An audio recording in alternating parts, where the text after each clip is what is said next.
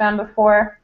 There's a Shakespeare Society in the city, and I think I told you about them. They do open readings of the plays and a couple of other things. Um, and they actually have like an acting workshop night. So I thought, well, I'll revive this sonnet and take it and perform it there, and just for fun. So it was okay. So I did that. The one interesting thing about that, which because we never moved past anything besides doing the exercise, and the director there wanted me to look at the audience, to make eye contact with different members of the audience during performance, which was a really interesting thing to do. And it was one of those where everybody in the audience said, like, immediately, oh my gosh, it was so much better, when you were making eye contact with us during the performance. So it's an interesting thing to think about for later, because I was just doing it on the fly, but then I thought, well, if this is, the way to do this, making eye contact with audience members, then that's going to be figured out too. Like, at which point do you change which person you're making eye contact with? So it's your delivery part. Similar to the way you would pick a breathing point. You would have this moment and this moment. Each of those. I think you'd probably have each of those mapped out. So I was working on that some, and I thought some of it was better, and then some of it I think there's not enough changes in. But then the other thing I was working on was Portia. She has sort of a big monologue at the beginning of this scene in Act 1, Scene 2 with Narissa, so I have that as well. So I could start with either one. Okay. Let me grab a copy of the Portia scene if I have it.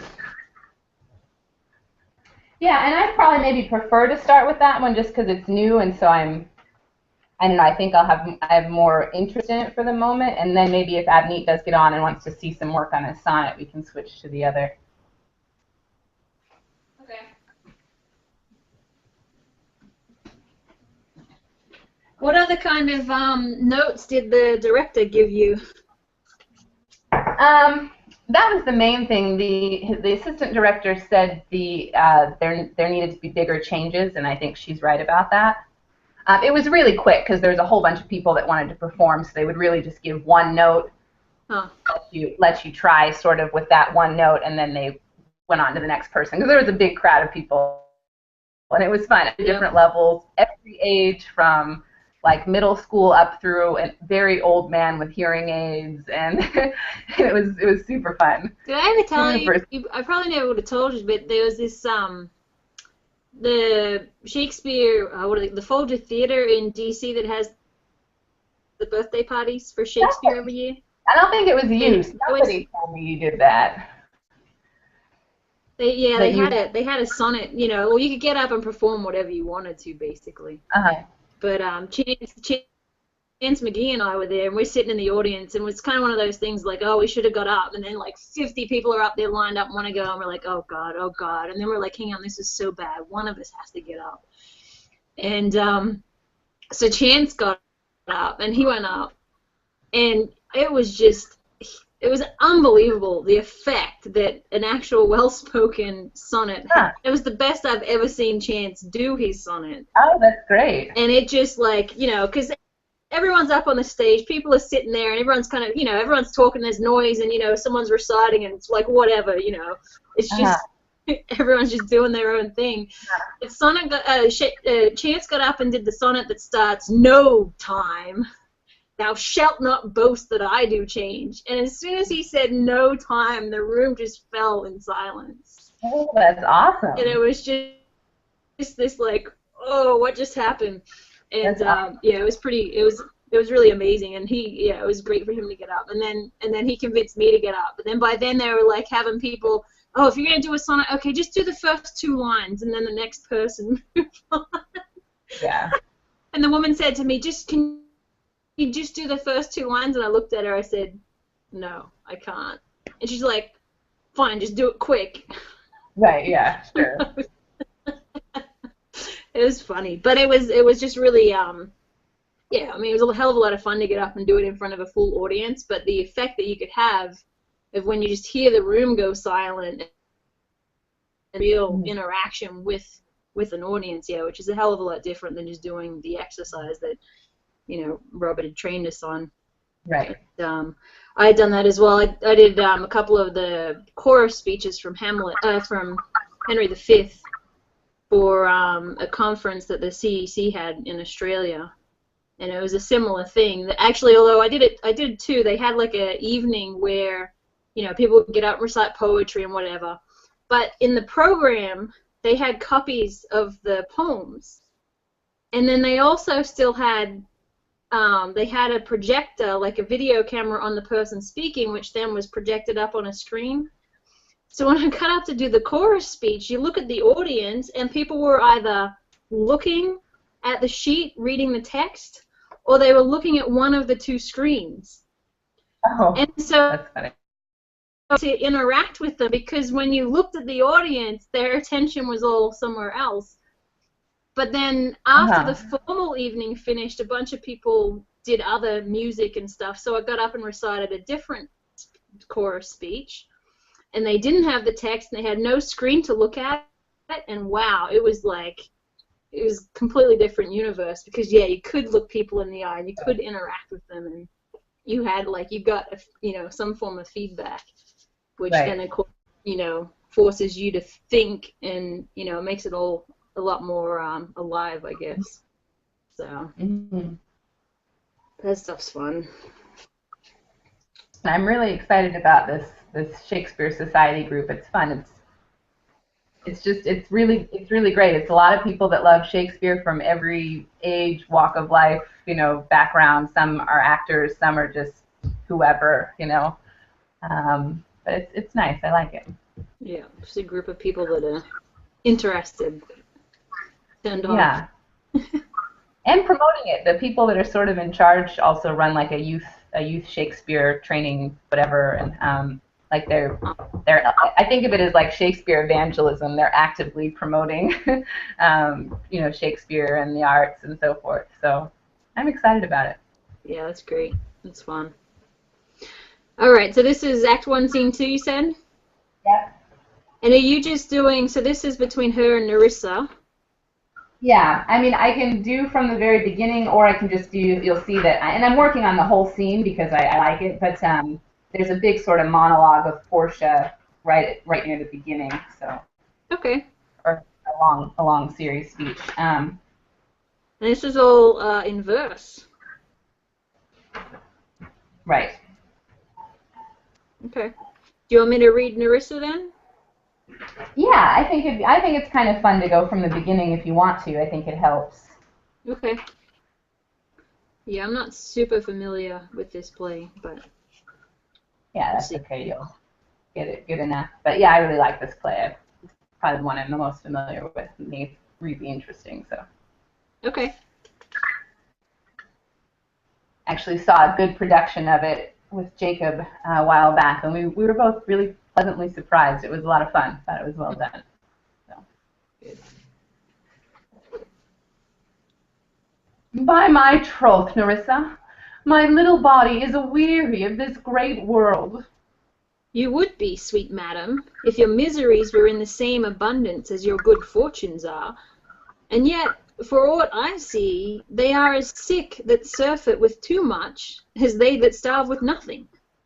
It is no mean happiness, therefore, to be seated in the mean. Superfluity comes sooner by white hairs, but competency lives longer. Good sentences and well pronounced. They would be better if well followed. If to do were as easy as to know what were good to do, then chapels had been churches, and poor men's cottages princes' palaces. It is a good divine that follows his own instructions. I can easier teach 20 what were good to be done than to be one of the 20 to follow mine own teaching. The brain may devise laws for the blood, but a hot temper leaps o'er a cold decree. Such a hare is madness the youth, to skip o'er the meshes of good counsel the cripple. But this reasoning is not in the fashion to choose me a husband. Ah me, the word choose I may neither choose who I would, nor refuse who I dislike. So is the will of a living daughter, curbed by the will of a dead father. Is it not hard, Nerissa, that I may neither choose one, nor refuse none? Your father was ever virtuous, and holy man at their... Oh, okay. Just to there for now. I've started working on the rest of it, but that's all for now. Okay. It's still very beginning. So this is the first scene she appears in, I take it? Yeah. You've just had the only one scene before this, the one that they work on in the playing Shakespeare with this merchant who's sad. He's sad and doesn't know why. That sort of thing. So they come in, and the thing that she's upset about is she's had all these suitors. She doesn't like any of them. They're all bimbos. Horrible. Her father's died, and she's not able to choose a suitor because there's the thing he left in his will. The person who will marry her is the one that chooses the right box, the right casket. He's one of gold, one of silver, and one of lead. And they have to pick which one will contain her picture, and then that, if they pick the right one, then they would win her. But if they choose, the bargain is that if they choose wrongly, they have to agree to live celibately for the rest of their life. So if they hazard to choose, they either win her or they never marry, is I think part of the deal. But she has to agree to marry whoever chooses the right one, or she circumvents her father's will. So. Okay. Well, let's go kind of line by line with that longer speech of hers there in terms of what it means. Well, I guess obviously first with the Nerissa, she's kind of making the point that the Portia is obviously not a poor, suffering peasant or something like that. She has an abundance. Terrible. Yeah. And then, of course, I think that's where that's why I like starting at the beginning, because there's a little bit of a lecture there, but probably a little bit playful. Nerissa's "they would be better if well followed" is sort of that witty, yeah, sure, you say good, but you're not going to listen to me. But then by the end of Portia's speech, she's saying, she's justifying it. Isn't this rough? Don't you have any compassion for this situation?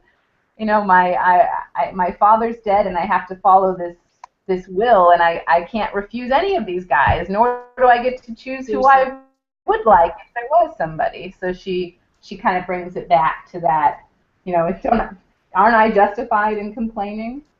What is the superfluity comes sooner by white hairs, but competency lives longer? Do you have an idea of what that's?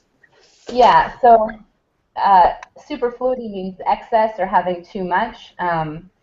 And so having too much leads the idea to aging faster, and competency means sufficient supply, so just having the right amount lives longer. I think it's the idea that those in excess might even think of kind of gluttony, age faster, but temperance, basically, sufficient supply, lives longer. So basically, she says, you're not miserable, you have so much good fortune, but that it's so much that it makes you sick. And Nerissa's situation is probably this being in the mean. It is no mean happiness, therefore, to be seated in the mean. Excess comes sooner by white hairs, so even Nerissa's stressing and so forth, having too much is going to be the death of you rather than just having enough, which is probably Nerissa's position, just... in other words, I'm not saying this because I'm jealous of you, but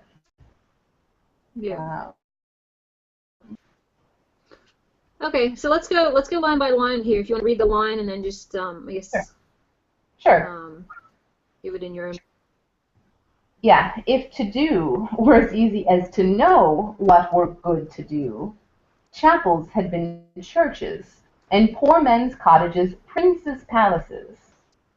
So, similar to easier said than done. So if doing was, everyone can know what's good to do, but if doing it were as easy as knowing it, then chapels would be churches, so little places would be huge, cathedrals, and poor men's cottages would be princes' palaces. If doing were as easy as knowing what were good.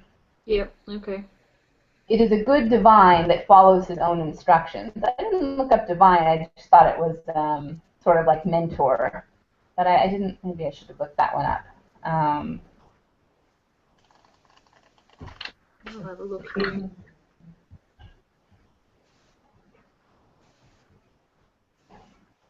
The only thing it's got for divine in the onions is priest, immortal, blessed. Okay, well, no, priest is actually a reasonable one, because that sort of makes sense. It is a good divine that follows his own instructions. It is a good priest that follows his own instructions, because there they are in the pulpit every Sunday or every day, giving instructions. But it's a good priest that actually follows what he says while he's up there. I think that's not bad. I can easier teach 20 what were good to be done than to be one of the 20 to follow mine own teaching. So, easier enough. Yep. Now, this next part I struggle with because it feels, not because I don't understand it, but it feels long. It feels a bit tedious. And so, in terms of like why Shakespeare included the next few lines, I'm guessing it's going to refer to something later in the play, and I have to think about that a little bit more. But I think it's hard to sort of keep attention for these next through. So then she goes on. Okay, I can easier teach 20 what were good to be done than to be one of the 20 to follow mine own teaching. The brain may devise laws for the blood, but a hot temper leaps o'er a cold decree. Such a hare is madness the youth, to skip o'er the meshes of good counsel the cripple. So the brain or the reason can devise rules for, you might say, the blood or the passions, but those passions, that hot temper, will just jump right over whatever those rules are. It won't be restrained by those rules. Yep. Such a hare, like a rabbit, such a hare is madness the youth. So youth being sort of the passions, the madness, the not reason. To skip o'er the meshes of good counsel, the cripple. So good counsel is a cripple by comparison, and the mad youth skips o'er the meshes, I'm guessing sort of like the restraints. I don't think I found meshes anywhere. I think I looked for it, but I don't think I found it. So the interesting thing about Portia's speech here, and actually I think this is the case for all the rest of her speeches in this scene, there's so much counterpoint, it's wild. Like, it's constant. The brain may devise laws for the blood, but a hot temper leaps o'er a cold decree. I mean, there's so much hot, cold. The brain versus the blood, hair versus the cripple, madness. I looked up hair in the onions. It actually says prostitute. Oh, really? That's interesting.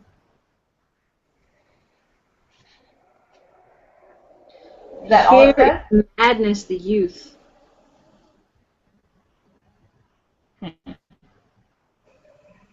He's calling madness. Hang on. What exactly is that passage? Yeah, here is madness, the youth. Such a hair is madness, the youth. So the youth is youth. Basically, that youth is such a hair. The madness, the youth. I'm going to say that the madness of youth is such a hair that it skips over the meshes of good counsel.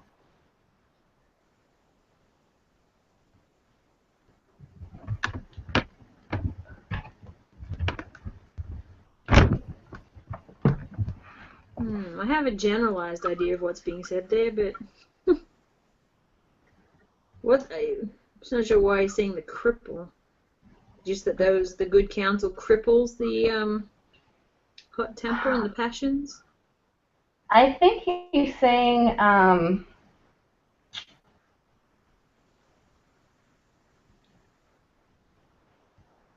it might be. I just had this idea. I was thinking of it as that good counsel is like slow compared to the vitality and this idea of being able to skip or something. Now, of course, I was thinking of hare as rabbit, so I'm going to have to think about it now with this other definition. But also, when you think about being crippled, it's that there are restrictions on you. You're restrained. You're not able to do what you would. You might want to run, you might want to see or hear, or do all of these things, but you can't. You're restrained. So, and that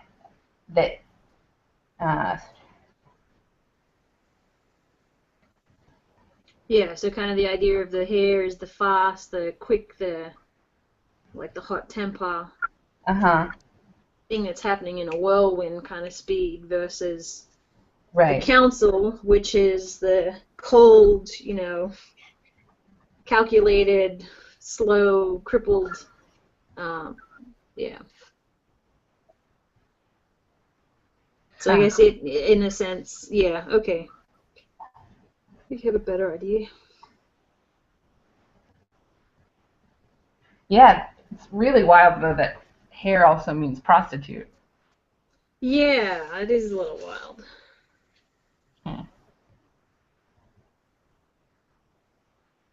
But it says here, I guess this is from, must be Romeo and Juliet. No hare, sir, unless a hare, sir, in a Lenten pipe. And then it just has a note in parentheses with quibble on the usual animal meaning. Okay, so it still has, it still has the animal meaning. That helps. Yeah. I'm tempted to think that's the animal meaning because of the term skip. Such a hare is madness, the youth, like skip or when you think of jumping over things. Yeah, but it's probably got both connotation. Yeah, it's gotta have something. But that's why. All right, so let's keep going there. But this reasoning is not in the fashion to choose me a husband. Oh me, the word choose. I may neither choose who I would, nor refuse who I dislike. So is the will of a living daughter, curbed by the will of a dead father.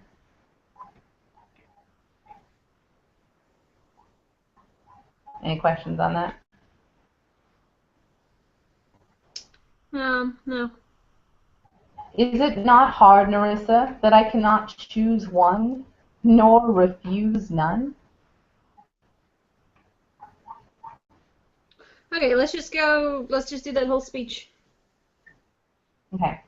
Just remember all that counterpoint that is in there. I know, it's a lot.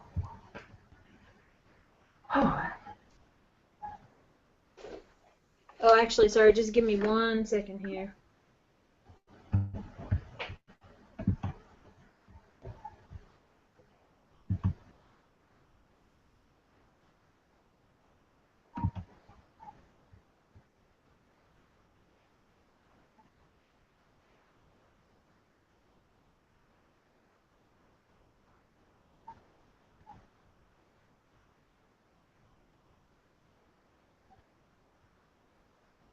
Okay, sorry about that.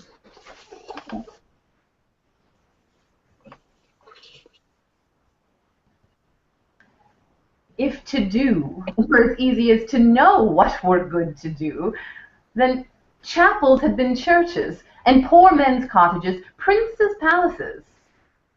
All right, let's just right there. Right, where's the counterpoint? So if to do, so I think it's do and know. If to do were as easy as to know what were good to do, then you have chapels and churches and cottages and palaces. Okay. And even poor and princes to a slight degree. Poor men versus princes. Yeah, so chapels, churches, poor men's cottages, princes' palaces. So if to do were as easy as to know what were good to do, chapels had been churches and poor men's cottages, princes' palaces. Just yeah, it's not coming. The counterpoint's not coming across. Okay. And just think, like we were talking with Hassan the other day, try and keep in the lower register. Right now, it's fairly heightened. Okay.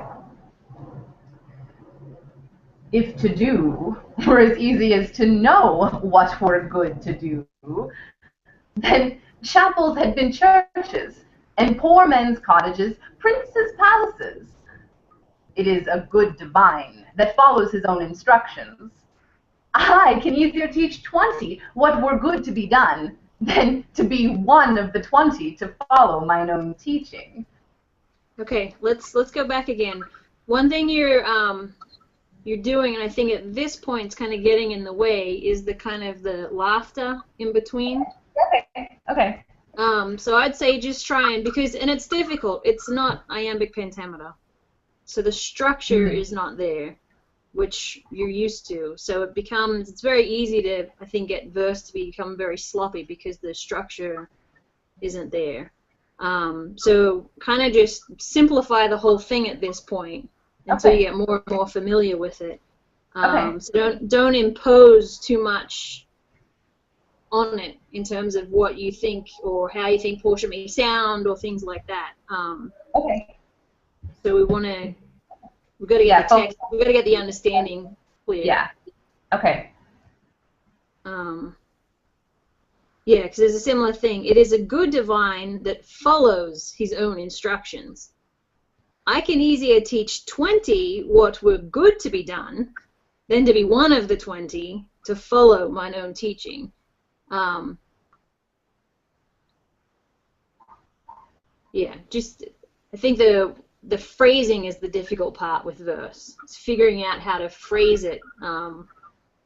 Obviously, I'm sure your text, just like mine, has some basic punctuation in there, but it's figuring out that punctuation that's going to make it clear. So let's try it again from the top.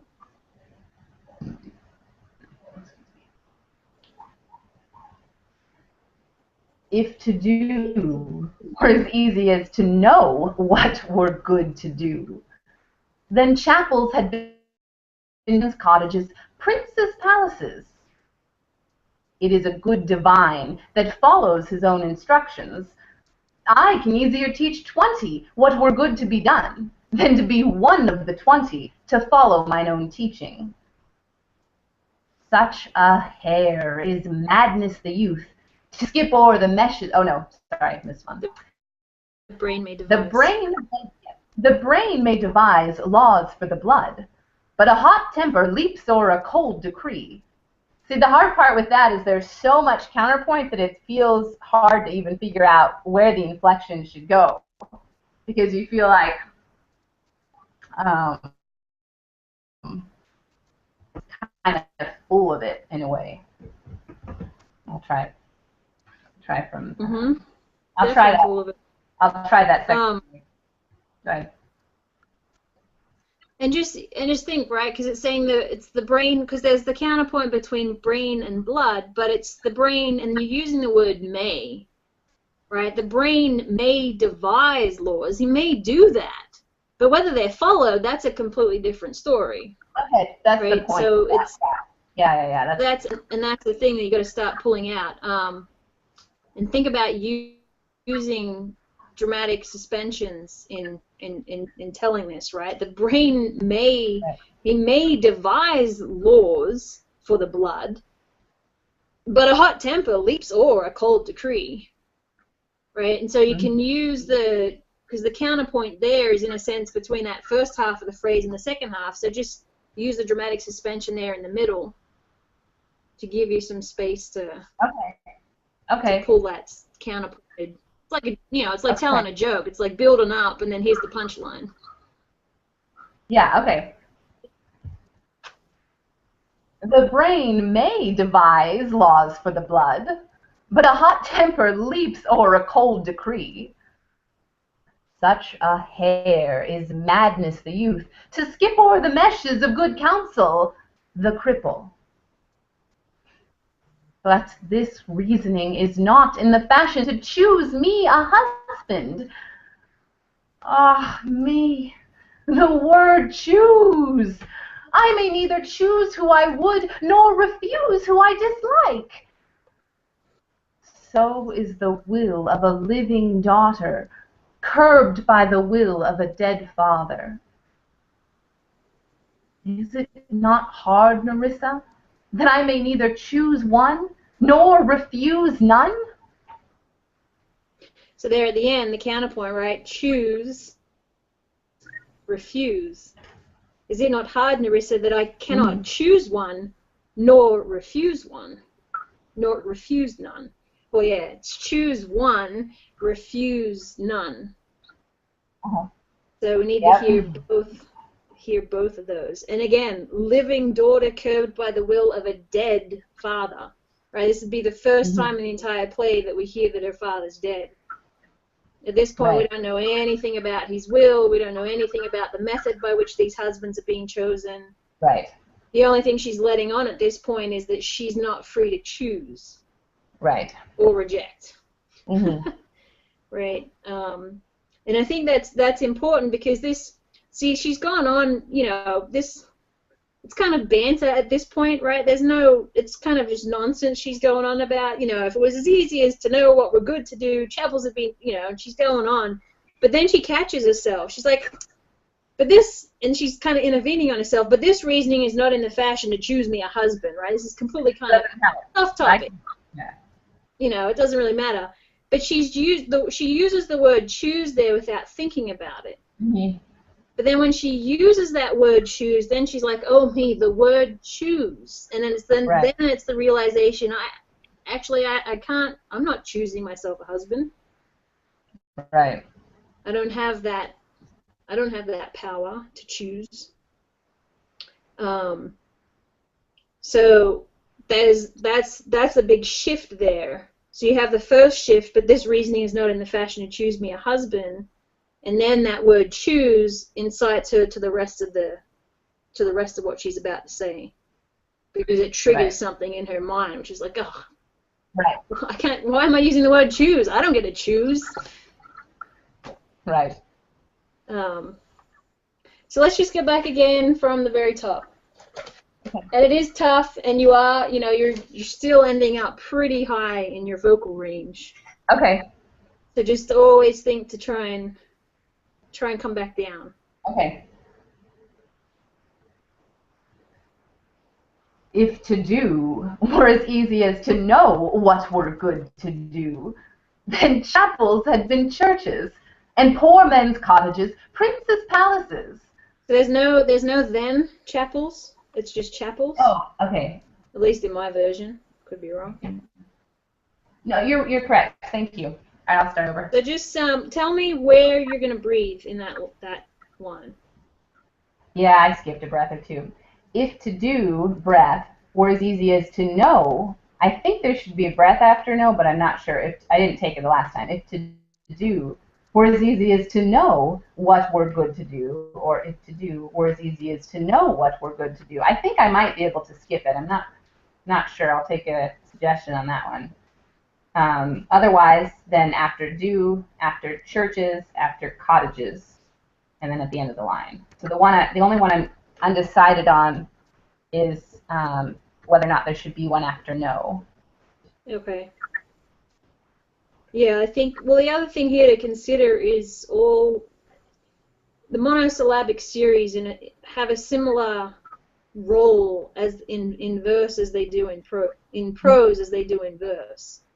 So that's the other thing that I think you're getting tripped up on, is that that's all monosyllabic series there, right? So if to do were as easy as to know what to do, and I think you have to connect the know what to do together. Yeah.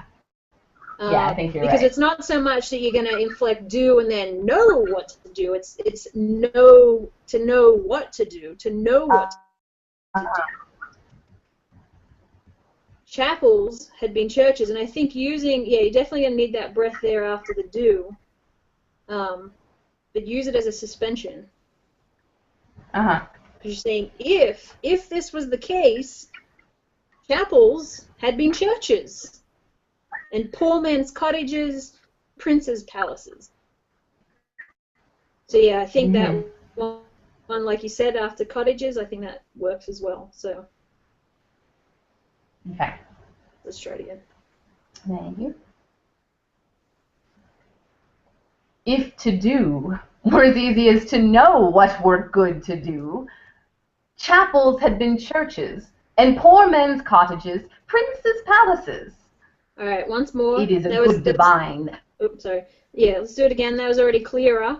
But we still need to hear in that good as well to know what we're good to do. Okay. Not know what's bad to do or what just to do, but to know what we're good to do. Right.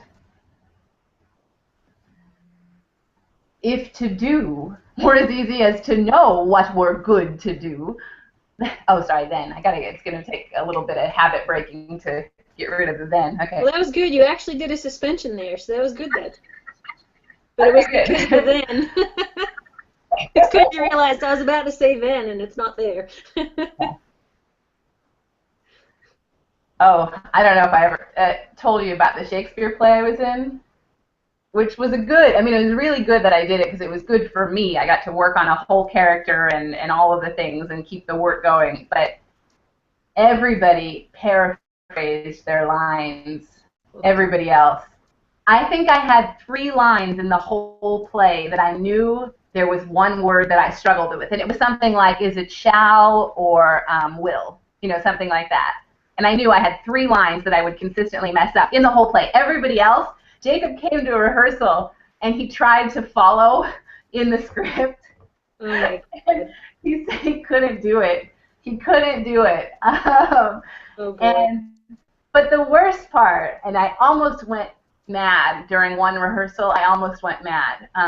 And I really missed you for a really benign, like a really trivial thing or seemingly trivial thing, is that the person who was on book was incapable of reading the Shakespeare text correctly. And I mean absolutely incapable. No wonder people didn't have their lines right. So I would say line, and when I said line, she would give me the line differently every time, like in back-to-back line readings. There was one point at which I knew the other actors' lines often better than they did. Yep. So this other actor calls line, and she gives the line with the word house in it. And I said, there's no house in that line. She gives it again with the word house in it. I said, there's no word house in that line. She gives it again with the word house in it. And finally I said, do you have the same script that I do? And I'm not holding the script. I'm not holding the script, but I know there is no word house in the line. So finally the director goes, takes the script from her, and looks at it, and he says, yeah, there's no word house in the line. Oh, my God. It was so frustrating. It was so irreverent to Shakespeare and the importance of saying things the way he said them. But also it was just, it was the level, and part of it, I think, was being in South Carolina, because even just working with this little Shakespeare group doing cold readings, they're far superior to anyone who was in that theater who are, actors, some of them trying to make even careers of it. But that was just, it was so nuts. And this woman was nice and sweet, and I loved her, and she was great, but I really thought I was going to die. Because you're up there, and you're in the middle of it, and you just want the line to be read to you. That's all you want. You just want the line, And she couldn't comprehend it, so even when she delivered the line, because she didn't have any sense of how to say the line, it was hard to even hear her. Yeah. Yeah, what she was saying. So, and there were so many extra words thrown in, whatever made it easier for her. So like my then, she would throw those in all over the place, and oh. All right, we'll lose your then. I'll lose the then. Okay. If to do were as easy as to know what were good to do, chapels had been churches, and poor men's cottages princes' palaces. It is a good divine that follows I like that follows, okay. It is a good divine that follows his own instructions. I can easier teach 20 what were good to be done than to be one of the 20 to follow mine own teaching. The brain may devise laws for the blood, but a hot temper leaps o'er a cold decree. Such a hare is madness the youth, to skip o'er the meshes of good counsel the cripple. But this reasoning is not in the fashion to choose me a husband. Oh, me, the word choose. I may neither choose who I would, nor refuse who I dislike. So is the will of a living daughter, curbed by the will of a dead father. Is it not hard, Nerissa, that I may neither choose one, nor refuse none? You say that I may neither? Mine says I cannot. Okay, is it not hard, Nerissa, that I cannot? You're right. Okay. It's interesting because that last part is clearer than that middle part. Though I can easier teach 20, that part's very, it's as similar as the beginning. We just need to figure out what where the phrasing is going to be. I think it's a little bit rushed. And then just figure out more specifics on the counterpoint. Like, for example, you're putting a lot of emphasis on the I. I can devise, I can easier teach 20, but I'm not sure what you're counterpointing the I against. Yeah, I thought you would call me out on that. I think it is, okay, so it is a good divine, or it is a good priest that follows his own instructions. I could be wrong on this, but I think she's saying, you know, I myself can easier teach 20, like I could, you know, I can be the priest up there. I could easier teach 20 what were good to be done than to be one of those 20, one of the 20 to follow my own teaching. Maybe it's a poor choice, but that's why.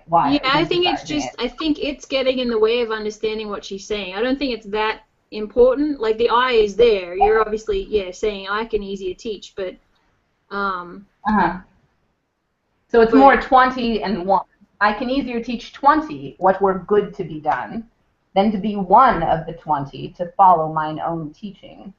Yeah, the way you just said it there is the clearest I've heard it, and I think that's the phrasing of it. Okay. And I think it's that casual too. This is not some profound speech that she's giving. Yeah.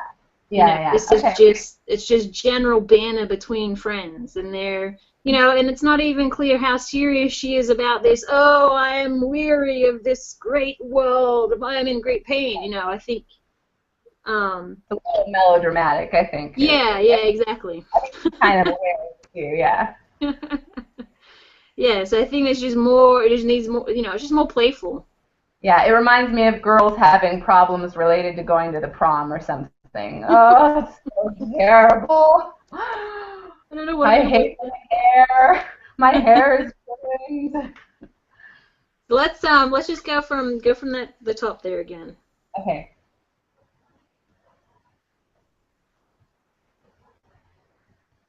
If to do were as easy as to know what were good to do. Can you try dropping that? You're doing the if to do were as easy. I can't even do it, but try and drop the laugh. Yeah, drop the giggle. Okay. If to do were as easy as to know what were good to do, chapels had been churches, and poor men's cottages princes' palaces. Okay, it is a good divine. Much clearer. Sorry, much clearer. But one final thing: use the suspension after cottages. Okay, yeah. That whole beginning though was much clearer. Okay. If to do were as easy as to know what were good to do. Chapels had been churches, and poor men's cottages, princes' palaces. It is a good divine that follows his own instructions. I can easier teach 20 what were good to be done, than to be one of the 20 to follow mine own teaching. The brain may devise laws for the blood, but a hot temper leaps o'er a cold decree. Such a hare is madness the youth, to skip o'er the meshes of good counsel, the cripple. But this reasoning is not in the fashion to choose me a husband. Oh, me, the word choose.